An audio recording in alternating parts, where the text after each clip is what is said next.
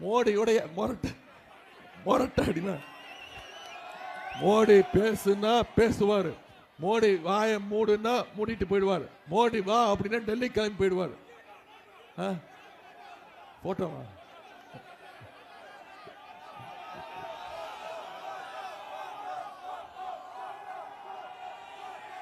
நீ போட்டோவை காட்டிடுவேன். அவர் என் மேல கோவத்தில் என்னெல்லாம் பேசுறாரு தெரியுமா?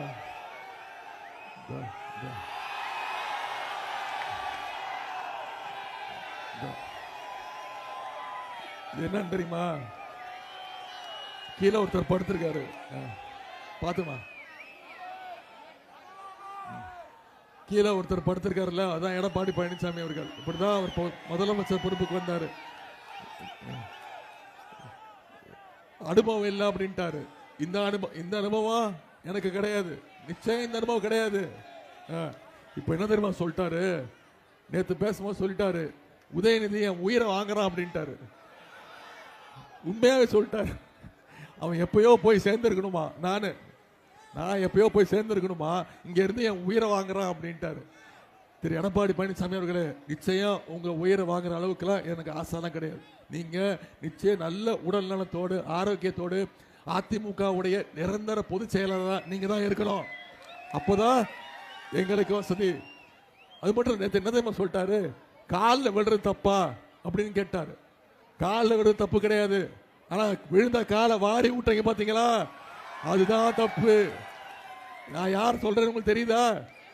ஜெயலலிதா அம்மா இருந்த வரைக்கும் அந்த அம்மா காலு, அந்த அம்மா இறந்த உடனே சசிகலா அம்மா காலு, சசிகலா அம்மா ஜெயிலுக்கு போனோடனே டிடிவி தினகரன் காலு, டிடிவி தினகரன் வெளில வந்தோடனே அண்ணன் ஓபிஎஸ் காலு. இப்போ ஓபிஎஸ் அவர்கள் நம்ம டீமுக்கு வந்துட்டாரு. அதனால இப்ப டெல்லிக்கு போய் அமித்ஷா மோடி காலை தான் பிடிச்சிட்டு தொங்குவேன்னு அங்க தொங்கிட்டு இருக்கிறார் திரு எடப்பாடி பழனிசாமி அவர்கள்.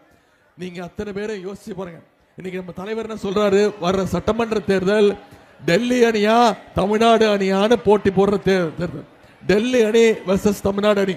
இதுல டெல்லி அணிய நாம தோக்கடிக்கணும்னா நாம தமிழ்நாடு அணி ஜெயிச்சு காட்டணும். செஞ்சு காட்டுவோமா?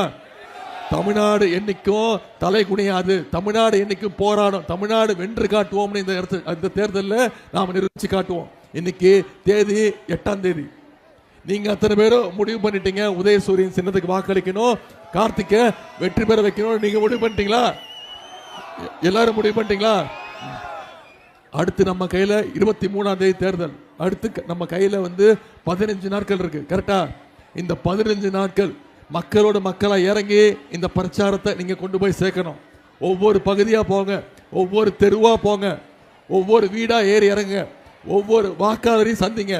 இந்த 5 வருஷத்துல என்னென்ன திட்டங்கள் கொண்டு வந்திருக்கோங்கிறத மக்கள்கிட்ட கொண்டு போய்